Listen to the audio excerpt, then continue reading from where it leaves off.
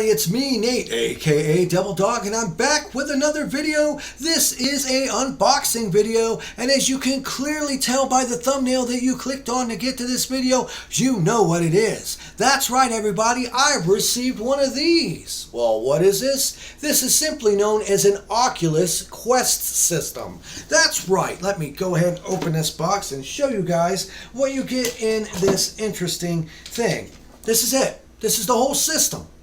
I'm going to be doing a really good side-by-side comparison between the Oculus Quest and the PlayStation VR system. I'm not going to do it based on technology because we all know that would not be fair considering the PlayStation VR system uses outdated Move controllers back from PS3 days, and this is a lot newer tech. I'm going to compare them pretty much in things that are comparable in terms of overall design, the way it feels when it's on your head, if the games play any different, because they have some of the similar games, the same games on this system that they do have on PlayStation VR. And that way I can test them all out and see if this is actually better than a PlayStation VR. First of all, I want to show you what this box consists of. First of all, you get your Oculus Quest headset system. On the bottom, it has a little mover there. You slide that back and forth to adjust pretty much the resolution to get it clean and crisp for you. Over here is a volume control button to turn the volume up and down because this thing has speakers built into it. That's right. Now, I have noticed there's these little ports on the side here. On both sides. I'm not sure what those are for. I'm assuming the possibility of maybe for some auxiliary type headphones or something. I'm not sure about that. It also has a microphone built into this thing, and this one is not the 128 megabit gig model, whatever. This is the 64 one. Now, this is all completely internally kept in this system, okay? So you do not need a PC to use this. There's no wires to use this, and all you do is you just plug a little charger that they give you into the wall and charge this thing, and that's all it needs. And on the front of it, you'll see these little marks there. Those aren't bolts. Those are actually little laser lenses, little cameras that will track your location when you use this thing. Now, as you can see, it also has a stretchy adjustable strap, which also works with Velcro. So you can adjust this thing, and it fits over glasses. That's right, people. It fits over glasses, which is a big, big thing that I really have to talk about. Oh, it looks like it turned itself on. It must have heard me talking.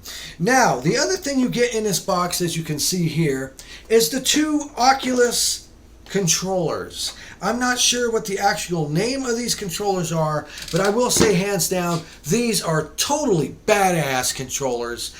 They're super light. They're very good with the ergonomics of how they're designed, and they both just turned on automatically. I do know they turn themselves off after a while if you're not using them.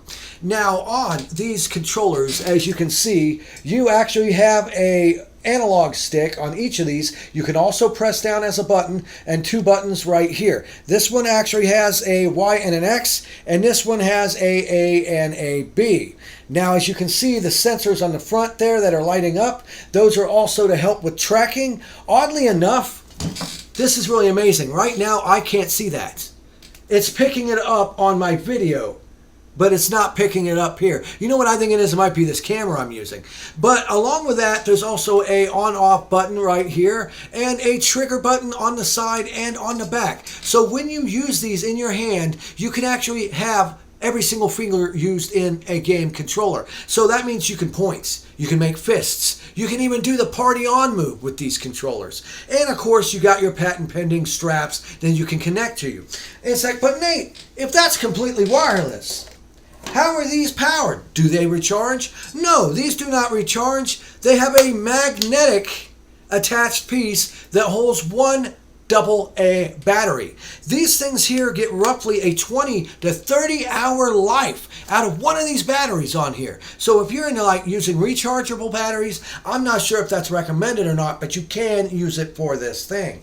Hands down, this seems to be a really neat system, and one of the neat aspects of this VR headset has to be, unlike a PlayStation VR, that not only requires you to have space to play it, it also requires for you to actually have all the components. You have to have your move controllers on most things, a controller, you have to have a camera, you have to have your system, and all these wires. This is all self-contained. No wires and everything. But Nate, how do you play games on it?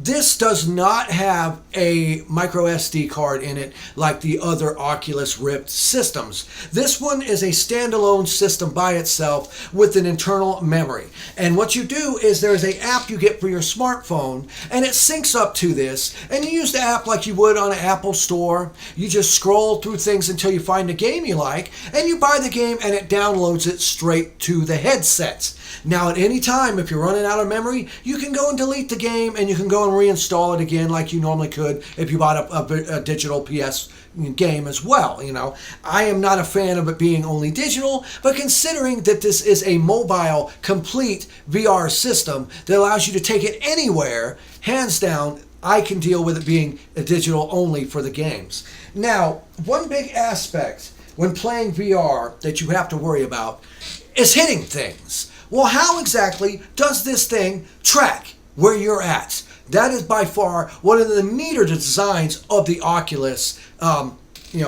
This thing is neat. Honestly, I always keep forgetting the name of it, but the Oculus system here has this really neat ability. Once you put it on, it will map where you're at. You can see a black and white version of where you're at, and you use these controllers, and it'll lower and down and place a grid where the floor is. And then what you do is you take this and you draw a line. It makes a laser line appear, and you will draw it around your room.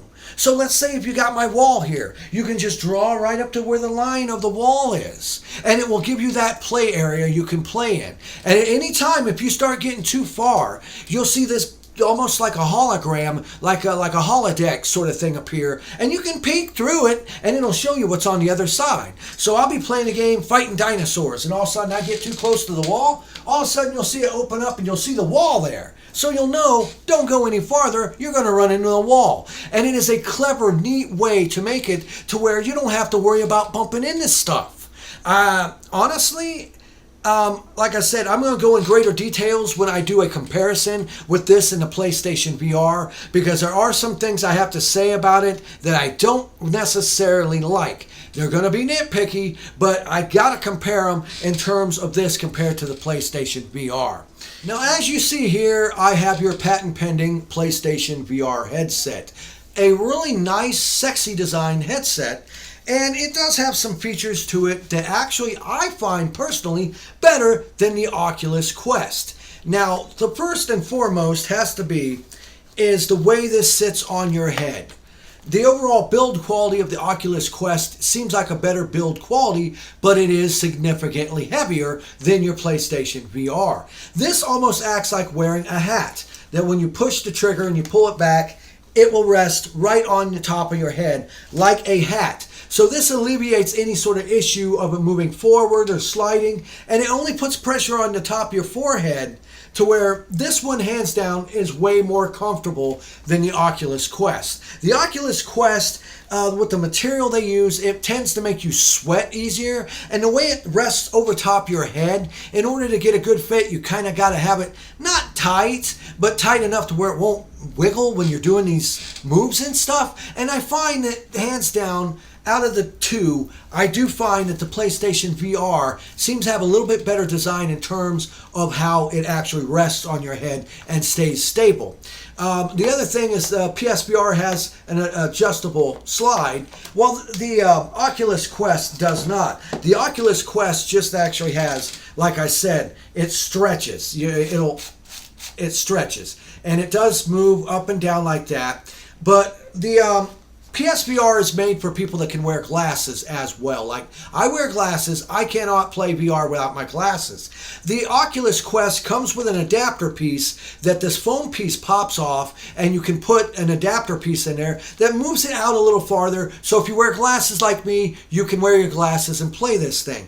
That is actually a good addition. I think it might have been a little better if they might have designed it in a way to where, it works a little bit better. But hands down, the tracking and the motion of a VR system of a PSVR with its, I think it's like 5 centralized here and 2 on the sides, plus you have 2 in the back. That's basically how they do it on this. It tracks, the camera you have tracks the lights and the motion. And their use of these really crappy controllers. These Move controllers, hand down, are total friggin' garbage in comparison with the Oculus.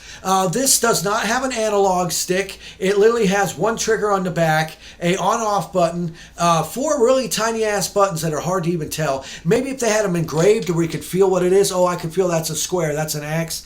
And then you have the on-off button there, and it'll change different colors to match. You got your select button over here and your start button over here. Hands down, those are obsolete. They're obviously very outdated, and they come from the PS3 days, so they're not a good controller. Hands down, these are phenomenal little controllers to use. They're light, they're very versatile, they fit great in your hand. The ability to move it with the analog stick and push it and everything works brilliantly. The sensors nodes that are in this, let's see, that's not on anymore, but the sensor nodes, it tracks it beautifully. I have not had any issues with any sort of tracking with this system at all, compared to a PlayStation VR, where if the lighting isn't right or if that camera ain't set right, it doesn't want to track. And the other main feature, of course, has to be, hands down, the Oculus Quest's no wires. Now, don't get me wrong, the next version of the PSVR that comes out with PS5 will be completely wireless. It will pretty much be similar to what the Oculus Quest is, only requiring your PS4 system to actually be the main processor, so to speak.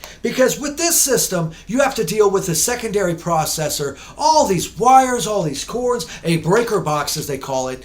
But that does lead to one thing that I will also say that I like about the PlayStation VR system better. I know people, you're like, how can you like PS4 better than that? Hands down, the ability to see on your TV screen what someone is doing when they're playing this game is a wonderful feature. And you do not have that option with the Oculus Quest. You do have the ability to stream it to a TV, I believe, or your smartphone while you're doing it, but you have to go through and set it up and get it to do that. Well, this thing just does it automatically. And it's not really a hassle to get it set up with the Oculus Quest, but it's just so much easier with the PS4 that it just automatically does it with the PSVR.